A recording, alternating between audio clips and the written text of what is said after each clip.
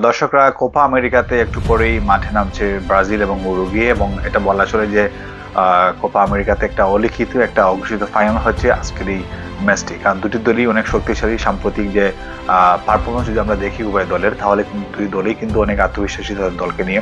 Brazil নিজেদের জায়গায় একটি শক্ত অবস্থানে আছে, পাশাপাশি উরুগুয়ে তারা কিন্তু এখন পর্যন্ত আর্জেন্টিনার সাথে যৌথভাবে কোপা আমেরিকার সবচেয়ে সফল দল, অর্থাৎ 15 বার করে চ্যাম্পিয়ন হয়েছে আর্জেন্টিনা এবং উরুগুয়ে।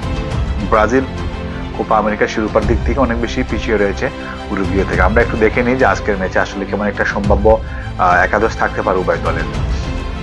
ব্রাজিলে যারা থাকতে পারেন: এলিসন গোলকিপার, দানিলো দলীয় অধিনায়ক, Militao, Marquinhos, Arana, Guimaraes, Gomes, Raphinha, Paqueta, Endrick এবং রয়েছেন রদ্রিগো। আজকে অবশ্য ভিনিসিয়াস জুনিয়রকে দেখা যাবে না, কারণ এর আগের ম্যাচে তিনি কার্ড খেয়েছিলেন। দুটি হলুদ কার্ড হওয়াতে আজকের ম্যাচে তিনি মাঠের বাইরে থাকবেন।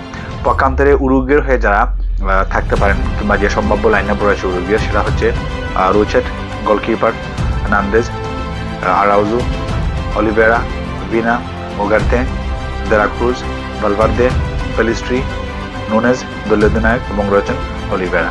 এটা হচ্ছে উরুগুয়ের সম্ভাব্য একাদশ। ম্যাচের ফলাফল কি হতে পারে কিংবা আজকের কোপা আমেরিকা থেকে জিততে পারে, সেটা অবশ্যই আপনারা জানিয়ে দিতে পারেন আমাদের সাথে কমেন্ট বক্সে। এবং যদি আমরা একটু উভয় দলের যে একটা পরিসংখ্যান রয়েছে, এখন পর্যন্ত সবকিছু মিলিয়ে 79টি ম্যাচ খেলেছে ব্রাজিল এবং উরুগুয়ে, যার মধ্যে উরুগুয়ে জিতেছে 22টি ম্যাচে এবং ব্রাজিল জিতেছে 40টি ম্যাচে। এর মধ্যে 17টি ম্যাচটি ড্র হয়। এবং যখন সর্বশেষ যখন দেখা হয় গত বছর 17 অক্টোবর, সেই দলের সেই ম্যাচে ব্রাজিলকে 2-0 গোলে হারিয়েছিল উরুগুয়ে। আজকে দেখা যাক ম্যাচের ফলাফল কি হয়, এবং ম্যাচের ফলাফল কি হতে পারে আপনারা অবশ্যই সেটা আমাদের সাথে কমেন্ট বক্সে জানিয়ে দিন। বেস্ট অফ লাক উভয় দলের জন্য, আশা করি ভালো একটা ম্যাচ হবে।